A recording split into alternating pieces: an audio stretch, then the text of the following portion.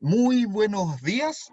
Vamos a dar inicio al sexto capítulo de La Cocina de la Historia con un invitado especial del otro lado de la cordillera, un amigo, ¿cierto? Un compañero que ya nos hemos conocido hace algún tiempo, que es un estudioso del anarquismo, y no solamente del anarquismo, sino también de quienes han reprimido a los anarquistas, quienes lo han vigilado, de la policía. En esta oportunidad nos va a acompañar Martín Albornoz, quien es magíster en Historia por la Universidad de San Martín, quien es doctor en Historia por la Universidad de Buenos Aires, y quien actualmente es coordinador del Núcleo de Historia Social y Cultural del Mundo del Trabajo, del Instituto de Altos Estudios Sociales de la Universidad de San Martín, profesor regular adjunto también de la asignatura de Historia General, de la licenciatura de Antropología y Sociología, también del Instituto de Altos Estudios Sociales de la Universidad de San Martín, e investigador CONICET.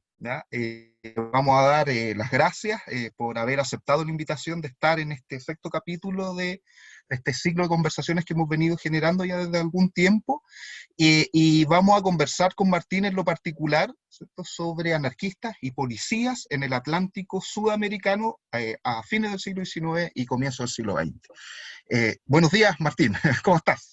Buenos días, buenas tardes, Eduardo. Nada, muchas gracias por la invitación. Estaba esperando la invitación con entusiasmo, así que me alegré mucho. Bueno, nada, y con ganas de conversar y de sumarme un poco al diálogo este que se está haciendo entre investigadores, historiadores sobre los anarquismos o distintos temas vinculados con el anarquismo.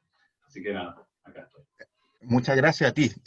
Vamos a partir con una primera pregunta. En realidad, yo siempre la planteo en esos términos, es como para romper el hielo, para iniciar este diálogo, para ir metiéndonos, ¿cierto?, en diferentes temáticas. Pero el primero tiene que ver más que nada con tu trayectoria individual, personal, profesional, y que tiene que ver con cómo tú llegas a estudiar el anarquismo. Primero, ¿por qué te interesa en la historia, en lo particular? ¿Cuándo surge tu interés por la historia? Y en lo concreto, por la historia del anarquismo y de quienes reprimen también a los anarquistas. Bueno, supongo que mi relación con el anarquismo es de larga data y con la historia también. De hecho, son como dos historias casi simultáneas. La historia, y mi interés por la historia es de muy chiquito. Puedo registrar, digamos, siendo yo muy niño, un libro de historia de los romanos ilustrado, y que yo me pasaba horas y horas viendo eso. Supongo que también había ahí algo que me podían transmitir en mi familia, digamos, ya leía mucha historia, mi padre me contaba la historia de Juana de Arco para irme a dormir, en fin, había algo ahí que latía un poco de interés por la historia desde muy chico. Eh, Mi relación con el anarquismo también es una relación temprana, y en ese punto, un poco escuchando las otras entrevistas y hablando con amigos y amigas, tiene un origen bastante común. Digo, uno ha escuchado la Polla Records, ha escuchado Crass, ha escuchado Conflict, digamos, en la secundaria, en el colegio. Entonces, como que son dos temas muy, muy presentes, que se combinaron, digamos, en algún momento, pero que no era obvio que el interés por el anarquismo podía confluir con mi interés por la historia. Mir y el anarquismo que yo más bien recuerdo haber vivido era un anarquismo que buscaba ser experiencial, muy vinculado con la camaradería amistosa, más cercana a la idea de grupo de afinidad que de organización, digamos, tomando los términos clásicos. Y entonces y empecé a estudiar historia, pero en realidad empecé a estudiar filosofía, me fue muy mal, o sea, claramente no era algo, o sea, ahí hubo una especie de cortocircuito. Después empecé la carrera de historia, pero, digamos, no fue hasta casi el final de la carrera de historia, que hice un seminario con Juan Suriano, en mi opinión, bueno, por no decir el principal, uno de los principales investigadores del anarquismo argentino. Fue un seminario de grado que se llamaba El anarquismo en Argentina, debates historiográficos.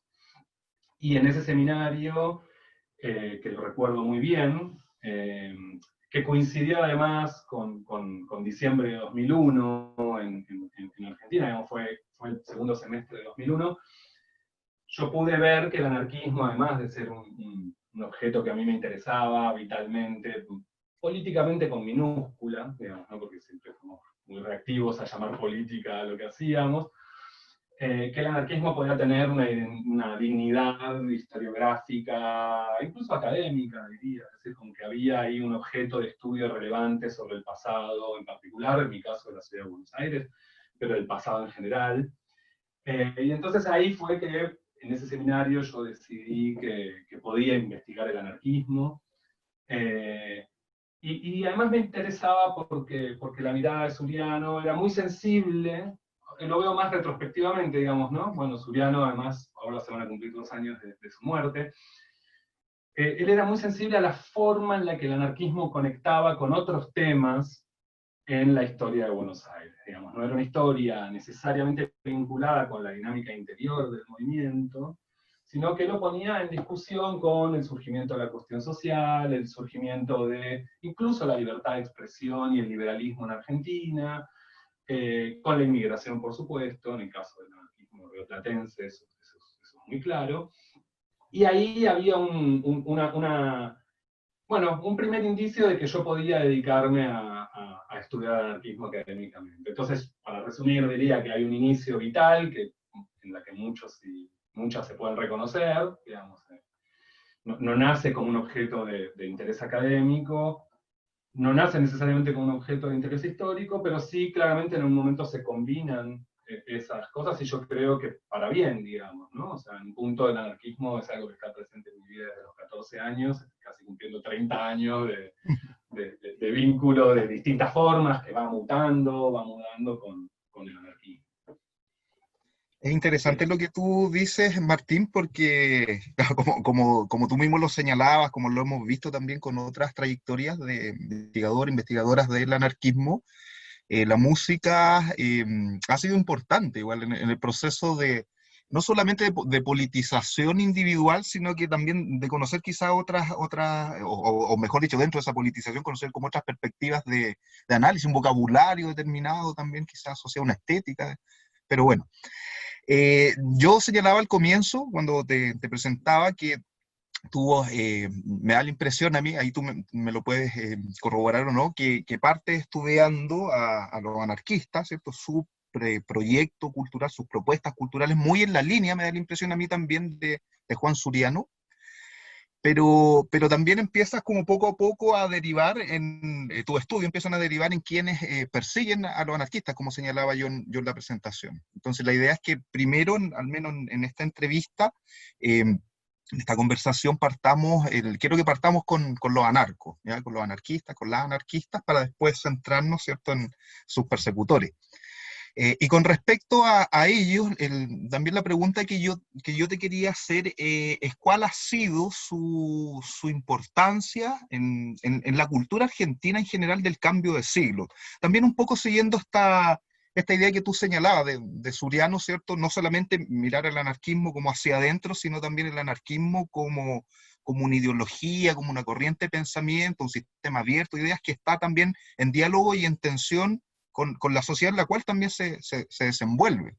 Entonces la pregunta en concreto tiene que ver quiénes son estos anarquistas, qué aportan, qué crees tú que aportan, si es que aportan algo, cómo se organizan y también por qué eran tan temidos en la sociedad bonaerense argentina del cambio de siglo, del 19 al 20. Bueno, en realidad, nada, un poco a colación de mi propia trayectoria. Suriano después fue mi director de becas de investigación, fue mi director de maestría, de doctorado, incluso de ingreso a la carrera de investigador de CONICET. Y un poco yo venía trayendo su mirada, digamos, ¿no? sobre la cultura anarquista en Buenos Aires. Pero en realidad mi trabajo, o sea, si bien es muy deudor del de Suriano, el trabajo para mí sobre la sociabilidad anarquista, las formas de implantación de las prácticas y los discursos anarquistas, en parte estaba hecho por Suriano. Y que incluso me remito un poco a lo anterior, no fue tan distinto de la forma en la que, esto que vos decías a propósito de la música, en mi propia experiencia, la implantación del anarquismo fue muy similar, digamos, fue ir a comprar folletos, periódicos, ir a reuniones, ir a jornadas de discusión, también a veces ir a romper una asamblea de izquierda en la facultad, digamos, pensando o estar ahí muy presentes en ciertos ámbitos que digamos, un poco se vincula con esa historia del anarquismo, que estudió Suriano en realidad. Y de hecho mi propia investigación se interesó más bien por esto que vos decías antes, en tratar de detectar qué lugar ocupaba el anarquismo en la cultura de Buenos Aires, pero no tanto a partir de su dinámica interior, es decir, de esto, ¿no? Ni su vinculación con el mundo gremial, ni su vinculación tanto con lo que podrían ser prácticas culturales concretas, sino tomar toda la base que yo traía del anarquismo, de haber estudiado el anarquismo con Suriano, y tratar de pensar, bueno, digamos, cómo ven los otros al anarquismo. Y ahí surge una primera aproximación mía, muy vinculada a la historia de la izquierda, de ver qué pensaban los socialistas sobre los anarquistas. Yo empecé a hacer todo un desplazamiento para tratar de ver.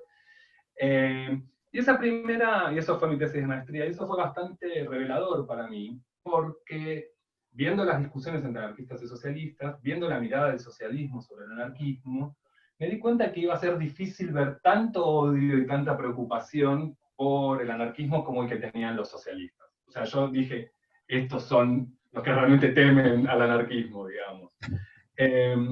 Y después es interesante porque yo tenía esta mirada de ver, bueno, a ver, cómo ve el Estado a los anarquistas, cómo ve la policía a los anarquistas, cómo ve la criminología a los anarquistas, cómo ve la prensa a los anarquistas.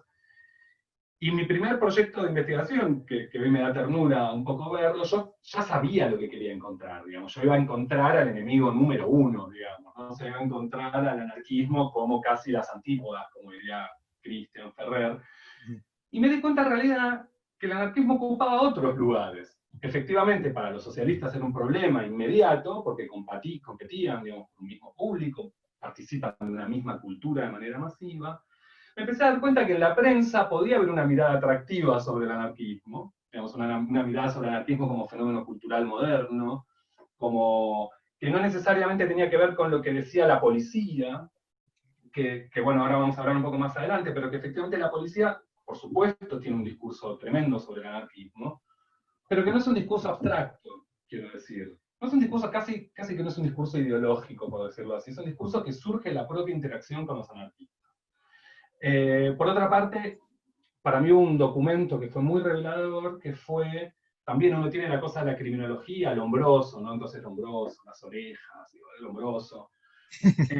Pero estudiando el fenómeno del hombroso, primero me di cuenta, estudiándolo, digamos, que el hombroso no vio a un anarquista hasta 1900, más o menos. Él mismo lo dice en un artículo que es un anarquista paradojal, se llama ese artículo, donde dice, bueno, hasta ahora todo lo que yo escribí, lo escribí leyendo la prensa. Entonces ahí se van haciendo conexiones por fuera de...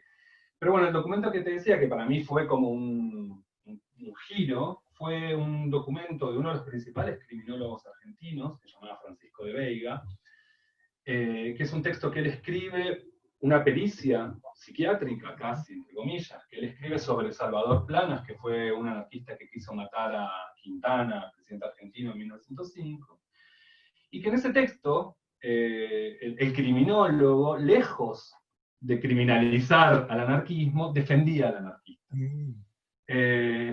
Con todas las armas de la criminología, quiero decir, con todas las determinaciones físicas, ambientales, con toda la observación directa del anarquista.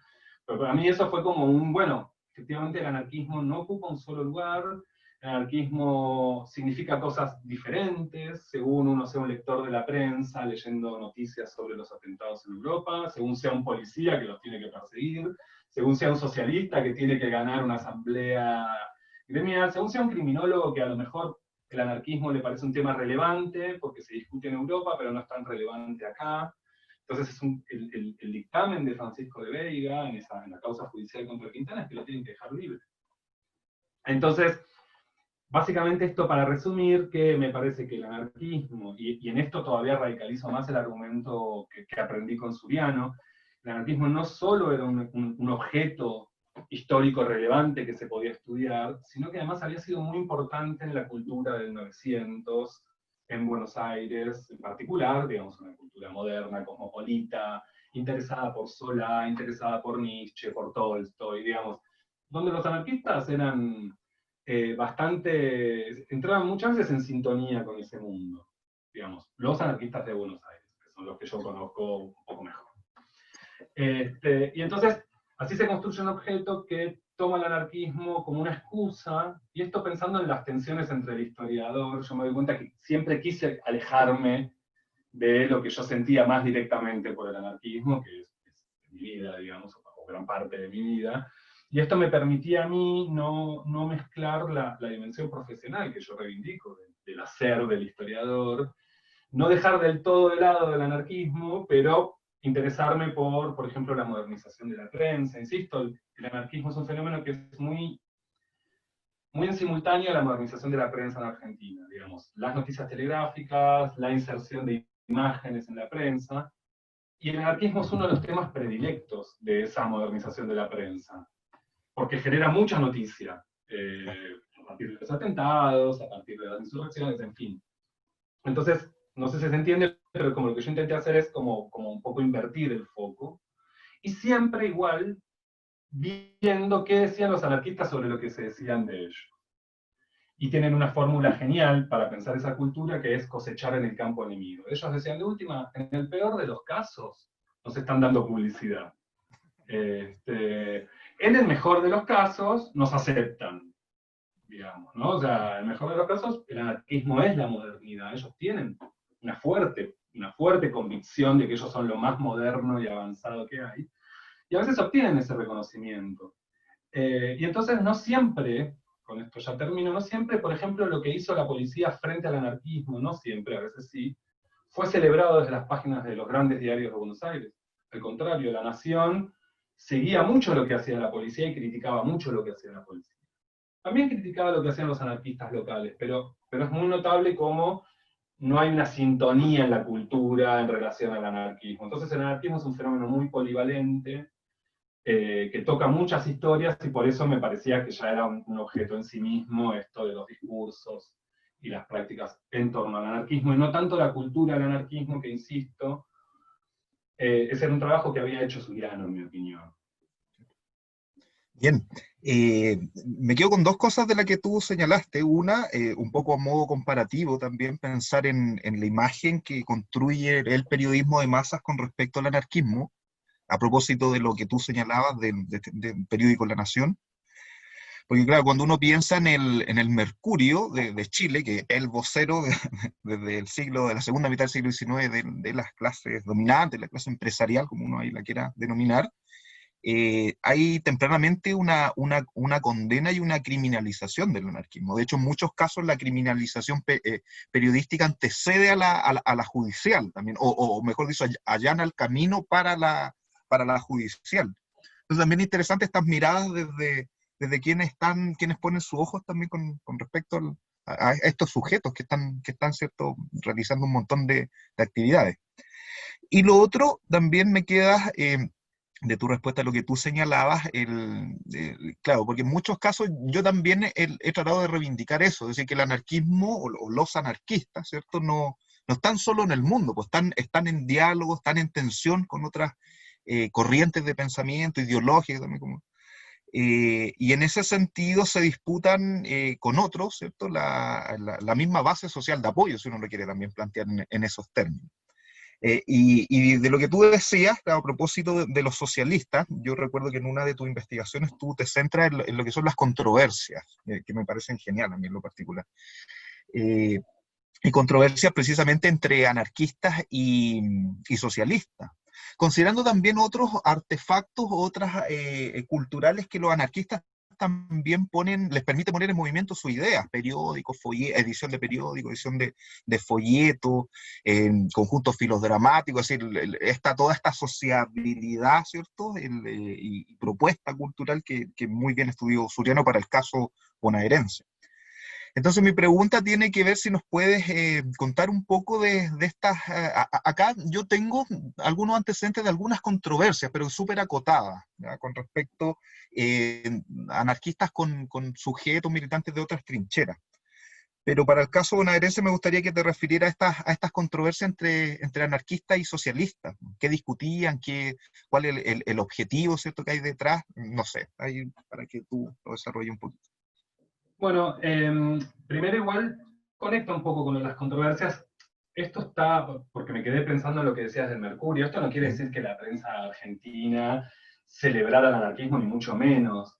Eh, Tiene que ver con el tipo de aproximación que hacían al fenómeno. Por ejemplo, cuando Vaillant tira en Francia la bomba en el Congreso francés, obviamente están las noticias de condena, están las noticias que uno podría pensar como más criminalizadoras, pero también, por ejemplo, se descubrió que Vaillant había vivido en Buenos Aires, en Buenos Aires y en el norte argentino. Y eso generó mucho interés, quiero decir. De hecho, se descubren las cartas a la madre, se publican. Quiero decir que no necesariamente había en torno al anarquismo una condena a priori. Va a haber una condena, y eso va a ser claro, pero que al principio se lee como una novedad. Y dentro de esa novedad está también la relación entre anarquistas y socialistas, porque hay un momento donde eso se percibe, digamos. O sea, en algún momento eso se empieza a percibir como algo que ya no es solo algo que sucede afuera, sino que es algo que empieza a suceder aquí. Y justo ahora estaba reescribiendo cosas sobre las controversias. La controversia, en principio, digamos, si uno la controversia es una especie de institución un poco ad hoc, lo que se podría llamar un espacio de sociabilidad más o menos formal, en el que lo que se suponía que iba a suceder era que dos corrientes ideológicas distintas, no solo eran entre anarquistas y socialistas, había entre anarquistas y católicos, entre anarquistas y republicanos italianos, entre socialistas y, en fin, digo, quiero decir, es una práctica intelectual y de sociabilidad. Y entonces mi primera aproximación era, bueno, lo que hay en juego es disputarse al público, digamos, y eso era lo que en teoría se buscaba, digamos, ¿no?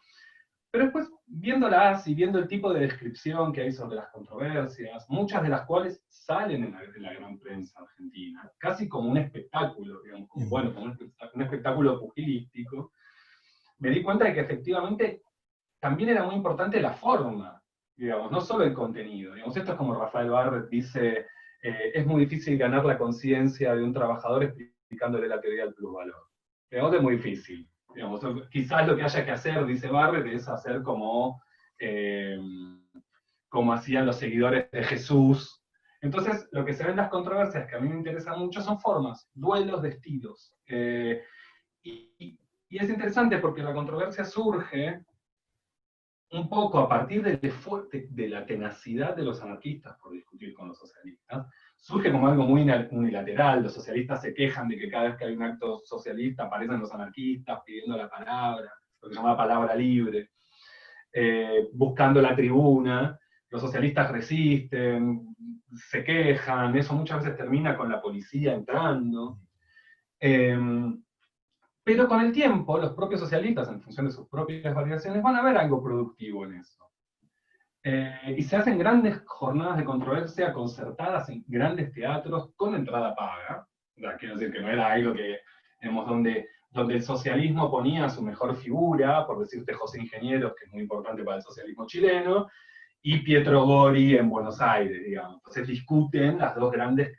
Y eso genera un movimiento de jerarquización del interior de los movimientos. Ahora, yo no sé cuánta gente se convenció de cambiar de orientación ideológica porque fue una controversia en la que debatían sobre el parlamentarismo. Mi sensación es que la gente, en general, se iba muy convencida de lo que ya pensaba de antemano, digamos, y que había algo, de puesta en escena de esa discusión que muchas veces tenía lugar en la prensa, leer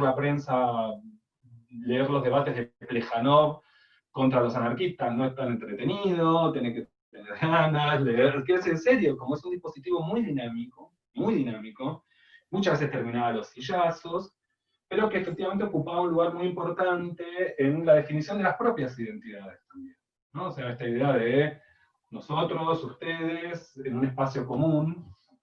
Entonces, para resumir, digamos, a mí me interesaban las controversias porque eran un lugar de encuentro cara a cara.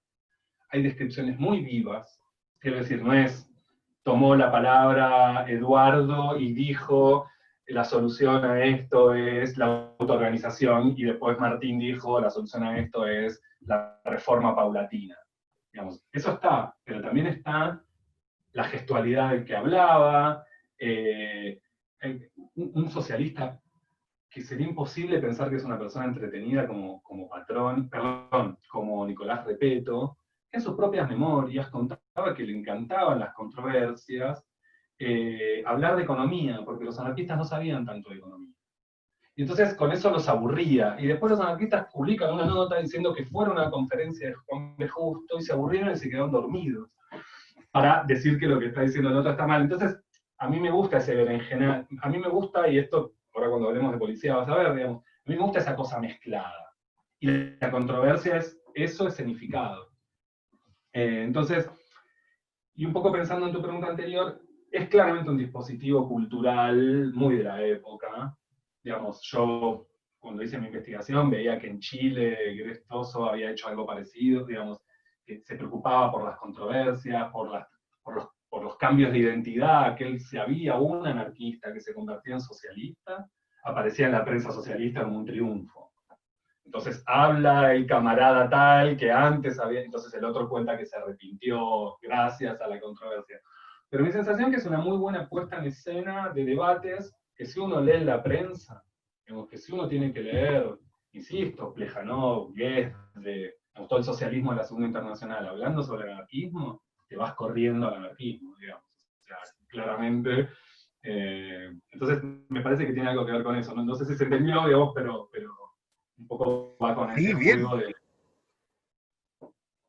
Recordaba, a propósito de lo que tú decías, de publicar la prensa como un triunfo, como estas reconversiones ideológicas. Recuerdo que hace poquito estaba revisando nuevamente un periódico que yo trabajé harto en mi tesis doctoral, que es Vida Nueva, que es de Osorno, una ciudad que está más o menos a la altura de Bariloche, en el caso argentino, donde los anarcosindicalistas locales se enfrascaban claro, en discusiones con los nazis, producto de la colonización alemana en esa zona, ¿cierto?, de Chile. Y en la década del 30 y el 40 hubo un auge del nazismo.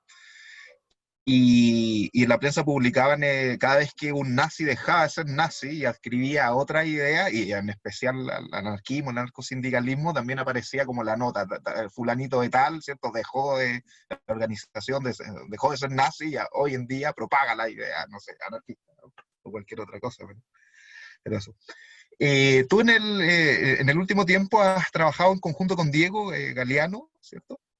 Y han investigado, en lo principal se han centrado, ¿cierto?, han puesto ahí como foco de atención, la movilidad anarquista en el Atlántico sudamericano, en la transición precisamente del siglo XIX al XX.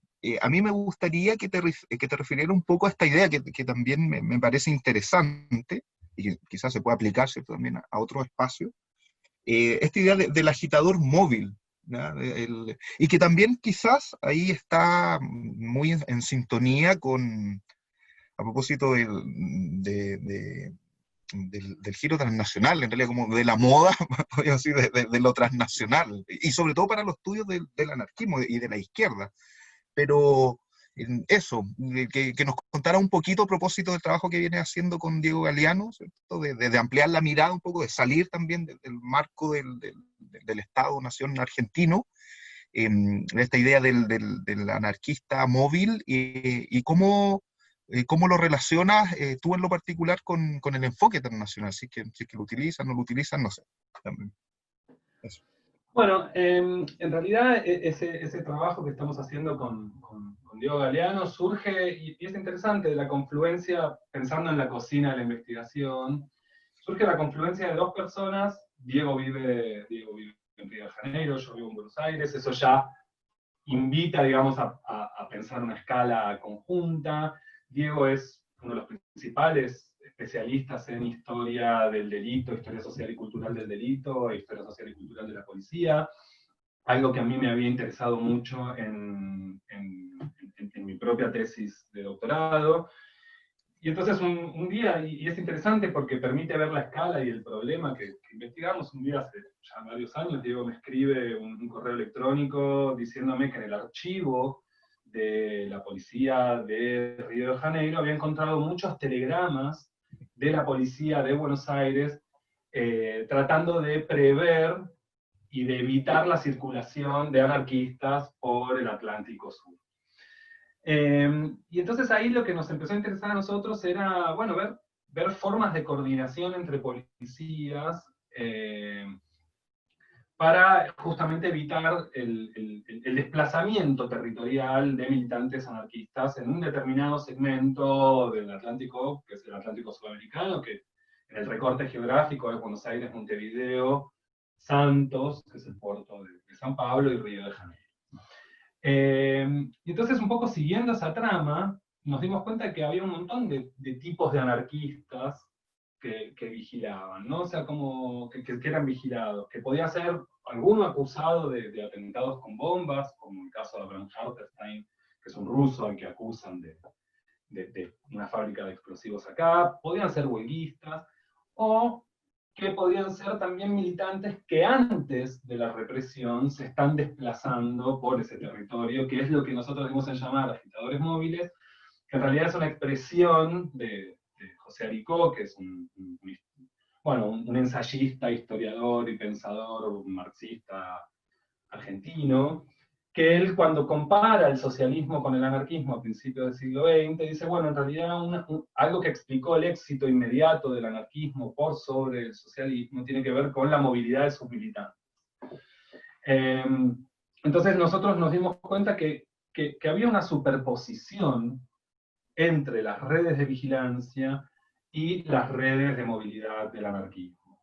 Que muchas veces ese agitador se movía, digamos, porque, por ejemplo, un estibador, un portuario, un marítimo, digamos, por la propia naturaleza de su trabajo, nosotros estudiamos a uno que se llama Constante Carballo, que es recibido por sus compañeros de Río de Janeiro como un militante hiperdestacado.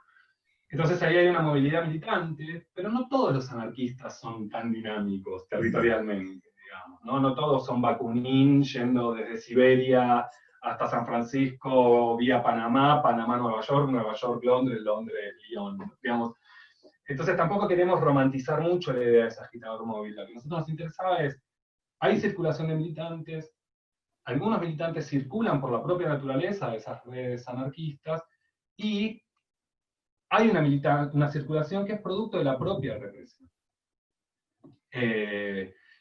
Y que además a veces se superponen. Y justamente la idea del agitador móvil, el caso de Constante Carballo, es un tipo que se mueve mucho por el litoral atlántico sudamericano, pero que después es expulsado de Buenos Aires en 1905, va a Montevideo, y va y viene entre Montevideo y Buenos Aires todo el tiempo. Ahora, la lógica de ese movimiento no siempre la da la idea del agitador móvil.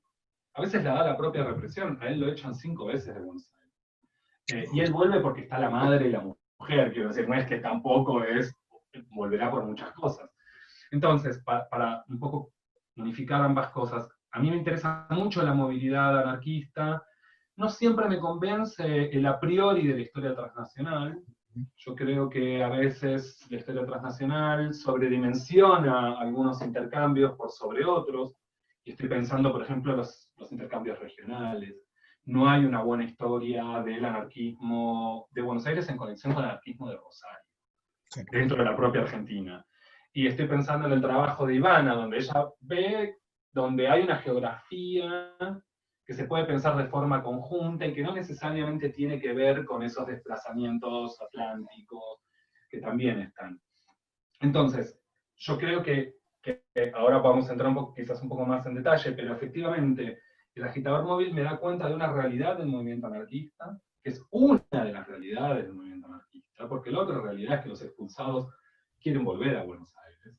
En general no es que dicen, bueno, ahora me voy al Cairo, digamos, donde estuvo Gori en 1904. No, el anarquista llega, si se puede, se baja del barco en Montevideo o en Río de Janeiro, y si llega a España intenta volver. O sea, la cantidad de regresos desde España que hay tiene que ver con las redes de militancia, tiene que ver con los espacios vitales, tiene que ver con el lugar donde finalmente vivían. Entonces, me parece que la pauta de la vigilancia policial me permite pensar, por un lado, cómo la policía afronta la tarea de vigilar sujetos móviles. Sujetos móviles como pueden ser las prostitutas, como pueden ser ciertas zonas, ciertas ciertas figuras delictivas, como los ladrones de hotel que estudia Diego, los falsificadores, y en ese mundo están los anarquistas, gente que se mueve por los puertos, que entra y que sale, que cambia de nombre constantemente. Por otro lado, hay otra movilidad de militante que es la que es propulsada por la propia vigilancia. Cuando vos te echan de Buenos Aires, ya estás en un desplazamiento transnacional. La escala de ese desplazamiento es más o menos amplia y sí las redes de militancia contienen. Digamos, tampoco te vas a ir a vivir a un lugar donde no hay un solo anarquista, digamos. O sea, sí podés fugarte del barco. Entonces ahí es interesante ver cómo la propia vigilancia permite ver que hay mucho contacto entre los anarquistas de San Pablo y los anarquistas de Buenos Aires. De hecho, muchos de los primeros expulsados van a San Pablo y fundan un periódico que tiene un solo número, se llama La Voz del Destierro. Entonces, de vuelta, pensando en la mezcla, son superposiciones, el militante que se mueve, el militante que escapa, el militante que burla a la policía, en un mundo, y esto es interesante, porque a veces se pierde un poco de vista, hay mucha gente circulando por los puertos de Sudamérica a fines del siglo XIX, principios del siglo XX. Y con esto termino, y muchos de esos actores preocupan a la policía, no solamente los anarquistas. Claro. Sí, por eso te lo preguntaba, porque claro, a nosotros con Ivana en lo particular en algún momento nos llamaba la atención de que el foco de atención había, o el último año estaba puesto precisamente en el Atlántico. Y nosotros mirábamos quizá el otro, el otro lado de Sudamérica, mirábamos el Pacífico, es decir, qué rol jugaban puestos como Iquique, como Antofagasta, y en conexión también con la Pampa Salitrera, que es un espacio también, al menos a fines del siglo XIX, comienzo del siglo XX, dinámico por la industria salitrera. Pero interesante, es interesante estas figuras, ¿cierto? Que se mueven, y que se mueven por diversos motivos también, que bien que tú lo señalas, no por una cuestión de que se están realizando propaganda, ¿cierto? En todos los lugares que pueden, sino que a ratos tiene que ver también con motivos laborales, tiene que ver con la persecución, con la aplicación también de ciertas leyes que se empiezan a implementar en Sudamérica a propósito del miedo al anarquista. Pero bueno. Eh, Pensando también nuevamente en estas figuras, ¿cierto? Que se mueven, eh, durante mucho tiempo el enfoque biográfico fue considerado un género menor, ¿ya? Un género, me gusta usar esa expresión a mí, un género pacotilla, como dice François II.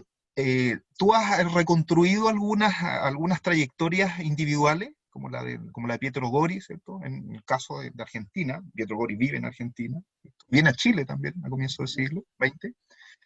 Eh, Recuerdo que también hiciste un prólogo, si es que no mal recuerdo, al libro de Eduardo Gilmón también, a propósito que me acuerdo que me quedé pegado con esa idea de la obsesión por la propaganda, a propósito de Gilmón. Entonces, pensando un poco en el que has incursionado en estas trayectorias, ¿cierto? Intelectuales, estas trayectorias individuales de sujetos anarquistas, ¿qué nos puede decir de eso? ¿Qué nos dicen estas trayectorias que son bien singulares, ¿cierto? Del anarquismo del conjunto, ¿hay alguna relación ahí? Mira, yo ahí tengo una. Yo nunca me propuse puntualmente hacer una biografía, ¿eh? O sea, quiero decir, eh, me parece interesante, en principio, un poco retomando lo anterior, digamos, me gusta ver la diversidad de figuras que habitaron el universo anarquista de fines del siglo XIX, principios del siglo XX. Esas figuras a veces un poco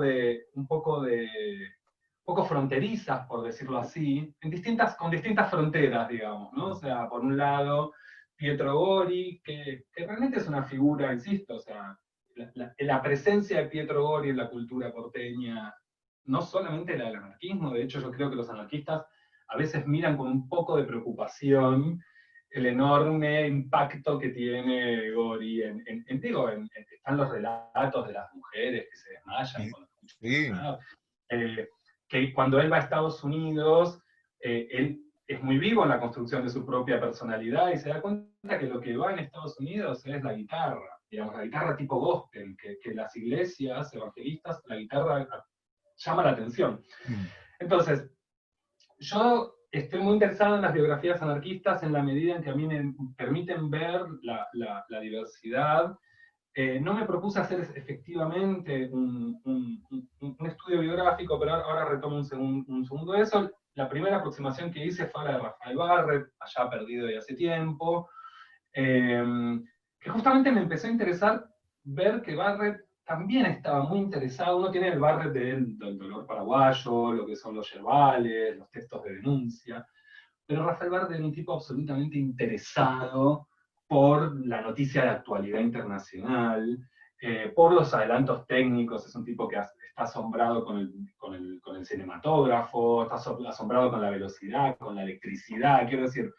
Entonces, a mí las pequeñas las biografías anarquistas me permiten ingresar a esas zonas de contacto del anarquista. E incluso la figura de Gilimón, que ese sí, ese es el militante orgánico, entre comillas, digamos, ¿no? Es el tipo que realmente, que viene del socialismo, hablando de lo que hablábamos antes, un tipo que viene del socialismo igual de dogmático, digamos.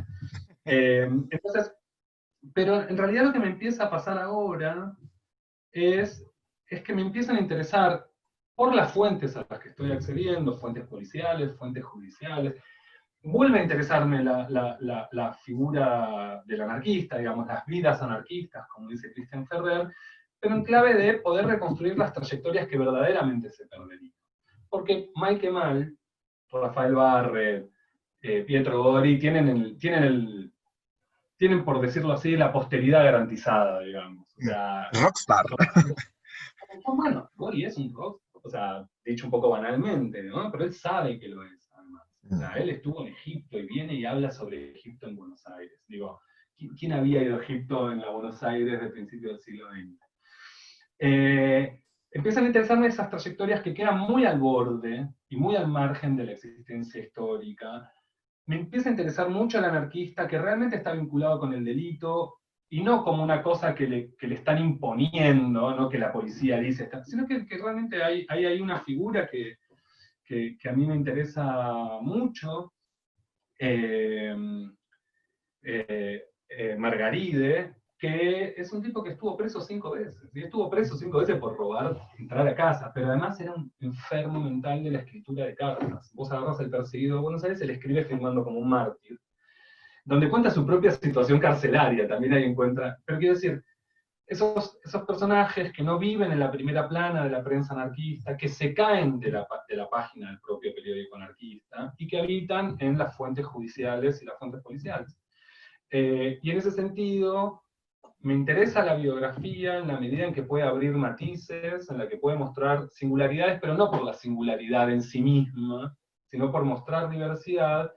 Y me interesa también descentrar la voz de los propios anarquistas. En un punto, si yo tuviera que resumir un poco todo mi intento de historia con anarquistas, con el anarquismo, es, bueno, no creerle todo a los anarquistas. Los anarquistas hacen sus selecciones, también son fuentes que hay que leer críticamente, como cualquier fuente.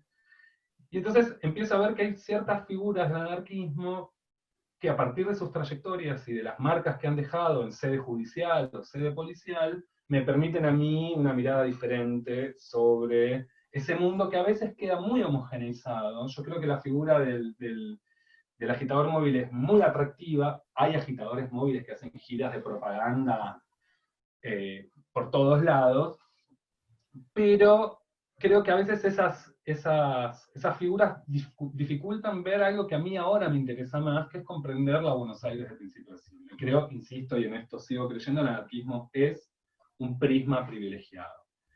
Entonces, nada, un poco desarmando la idea de la biografía, yo no soy un biógrafo, nunca me lo propuse, no tengo una gran lectura historiográfica sobre...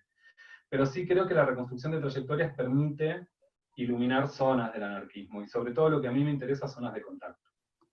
Interesante lo que dices porque efectivamente, desde quizás la propia intuición historiográfica, lo que señala, es decir, estas trayectorias o vidas anarquistas que tú has reconstruido, está muy en relación, sí, con los nuevos enfoques a propósito de los estudios biográficos, ¿no?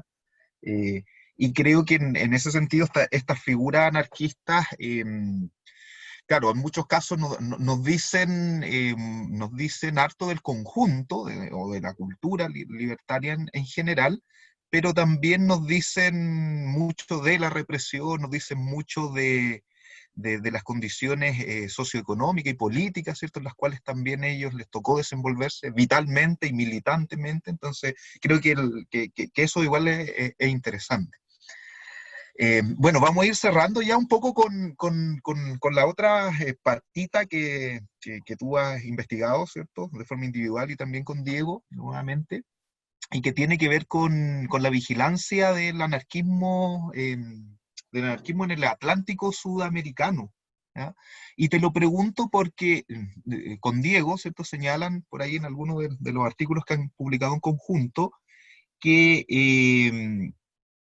que la historiografía, ¿cierto?, argentina y brasileña se ha referido de cierto modo a la represión de los anarquistas, centrado principalmente también en leyes de defensa social, ¿cierto?, leyes de residencia.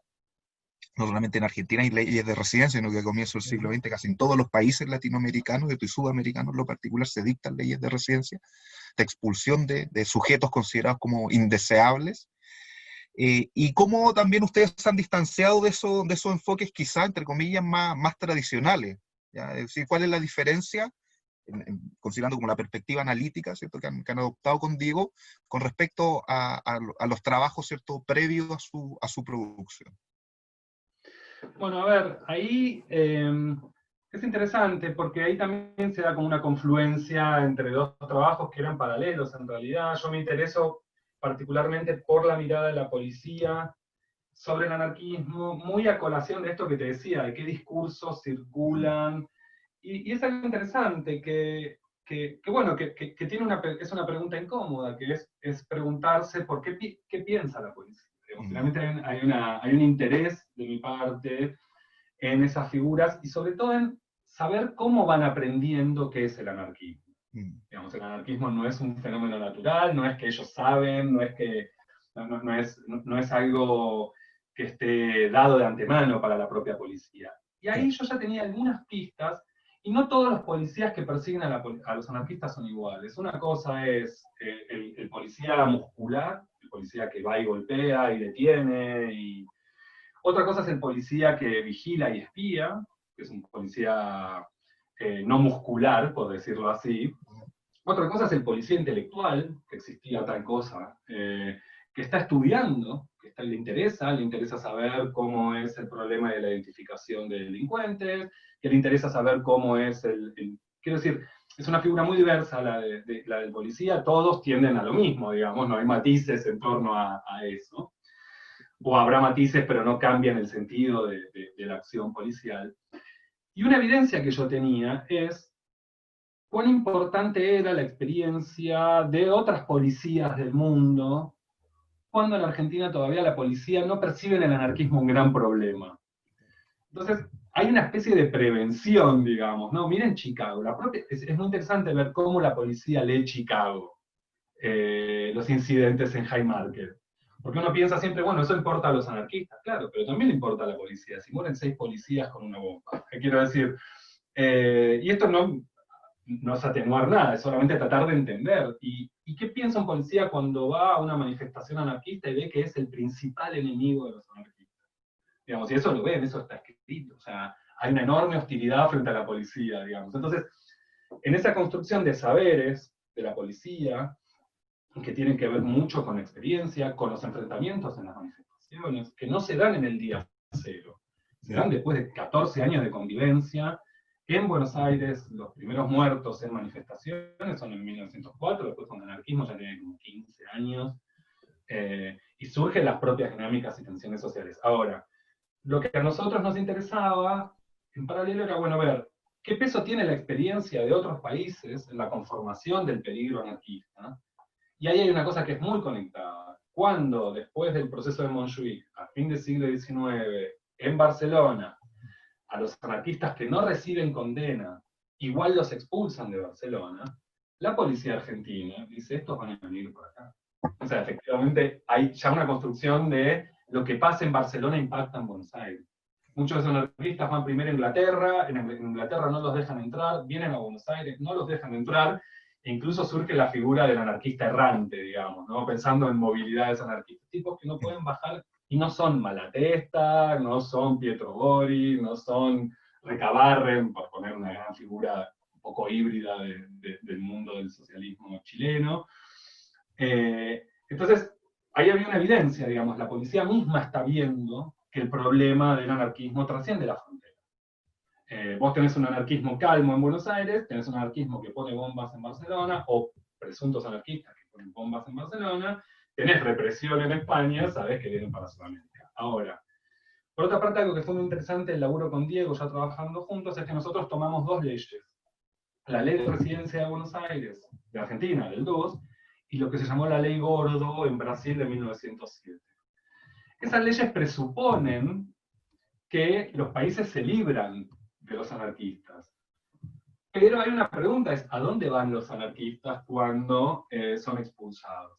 Y ahí hay algo que a nosotros nos pareció interesante, que es esto. Efectivamente, cuando todos los países tienen leyes de expulsión, como bien vos decís, digamos, Chile a partir del fin del 19, no sé de qué año es, del 20, ¿no? Del 23. No, es del 18, claro. Oh, ok, claro, es como el del terror rojo, digamos, es como, bueno, dentro de ese ciclo. Quiero decir, cuando ya los anarquistas no pueden ir, la coordinación policial es muy importante, porque efectivamente el problema que tienen estas leyes, y acá viene la pregunta que vos me hacías, estas leyes siempre se pensaron en relación con el conflicto local. Aumento de conflictividad local, la policía reprime, y lo que pase afuera de la frontera, una vez que expulsa al anarquista, no tiene preocupación. Pero lo que estudiamos con Diego es que la verdadera importancia de la ley de residencia es cuando el anarquista es expulsado. Ahí se activa, digamos. Una vez que vos lo expulsás, lo tenés vigilado, sabés quién es, lo agarrás, lo metés en un barco y lo sacás, ese anarquista va a Montevideo, ese anarquista va a San Pablo, va a Barcelona, vuelve, va a Vigo, vuelve, va a Marsella, vuelve. Entonces eso requiere un enorme grado de coordinación internacional por parte de la policía. Y otra cosa interesante, se van generando diferenciaciones regionales. Porque Montevideo es un lugar donde los anarquistas no son tan molestados. Entonces la ley de residencia tiene un efecto para la policía de Buenos Aires, que es, che, se están bajando todos en Montevideo. Entonces los que nosotros queremos tener lejos, los tenemos acá enfrente. Y entonces está pasando, incluso por la propia movilidad militante, que los anarquistas de Montevideo están activando en Buenos Aires, entran y salen, el gremio de la Federación Obrera Marítima los lleva y los trae, y entonces, de vuelta, lo que a mí me interesa ver es cómo la policía hace saber sobre el anarquismo, se construye un saber, una imagen, ¿no? Esto que pueden reconocer a un anarquista, y muchas veces son grotescos, y muchas veces no son grotescos. Muchas veces son torpes, y muchas veces tienen muy claro que hay un anarquista individualista, que hay un anarquista gremialista, que hay un anarquista... Tienen claro, o sea, de hecho los anarquistas tienen un nombre para eso, que es el policía pensador. Ellos lo dicen en broma, ellos lo dicen burlándose, pero detectan que ahí hay tipos que están tipos que leen la prensa anarquista todos los días. En la Comisaría de Investigaciones en Buenos Aires y en Rosario hay un tipo cargado de leer la prensa anarquista. Todo, recorta. Que es esa historia graciosa que yo cuento a veces, que ven textos de Bakunin y le arman un prontuario a Bakunin pensando que Bakunin era un anarquista que estaba en Buenos Aires. Ellos leen textos de Dios y el Estado, de estatismo anarquista, y le abren un prontuario a la policía.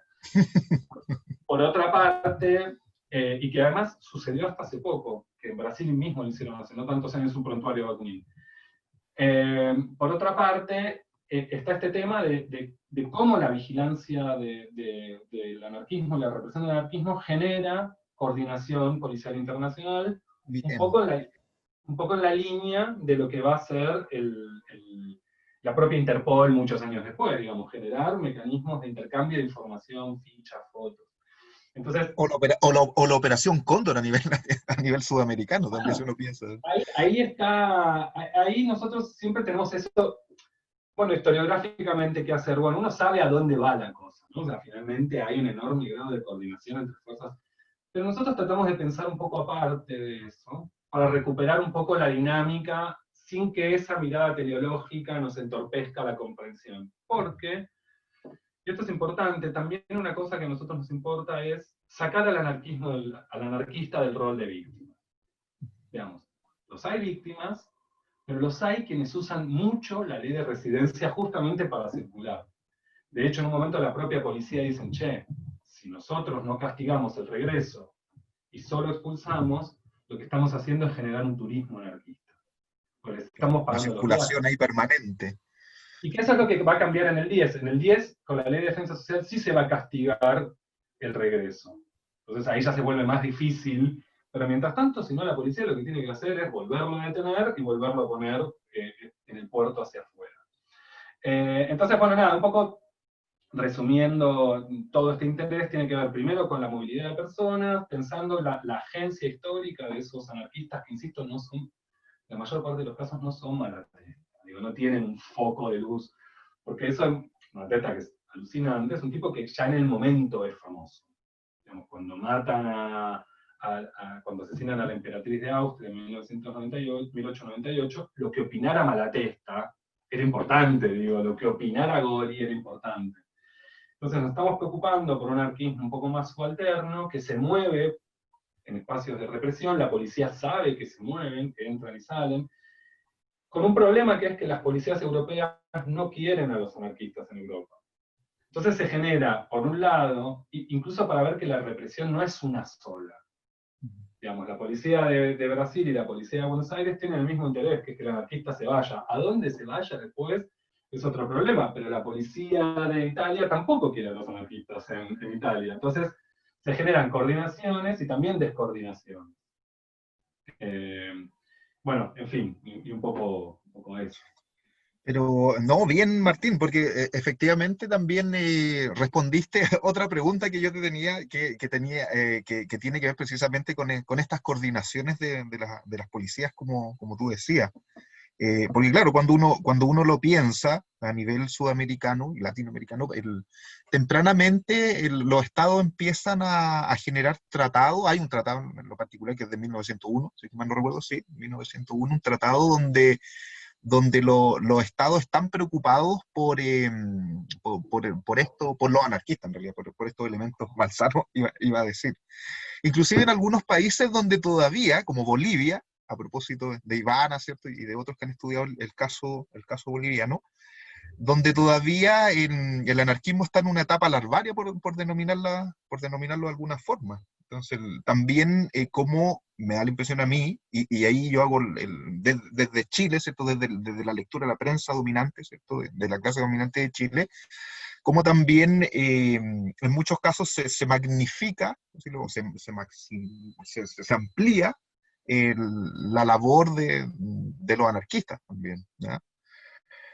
Pensaba también, me quedó dando vueltas a propósito de lo que tú decías de esta figura del policía pensante, porque hace poco en Chile, la Fundación Jaime Guzmán, el ideólogo, ¿cierto?, de la Constitución del 80 y de la dictadura de Pinochet, emitió un estudio, y voy a ser muy irónico, un estudio entre comillas del anarquismo chileno actual, sin autor, sin bibliografía, donde nuevamente se mezclan peras con manzanas, y se tiene una visión súper distorsionada con respecto también al anarquismo como corriente de pensamiento y con respecto también a quienes se autodefinen como anarquistas.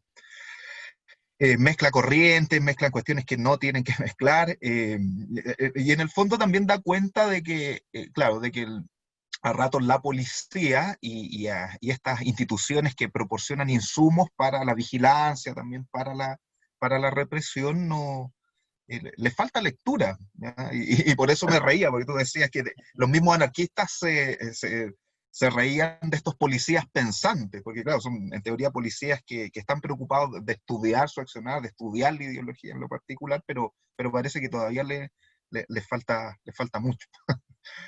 No, pero hay algo interesante en torno a esto. Digamos, yo también leía hace poco, bueno, hace unos años, cuando se hizo el informe, el Ministerio del Interior argentino hizo un informe sobre la RAM, sobre la resistencia ancestral mapuche en Argentina, un informe público, digo, ¿no? Como que tiene la tarea de inteligencia. La tarea de inteligencia es alguien leyendo noticias de internet, es una cosa delirante.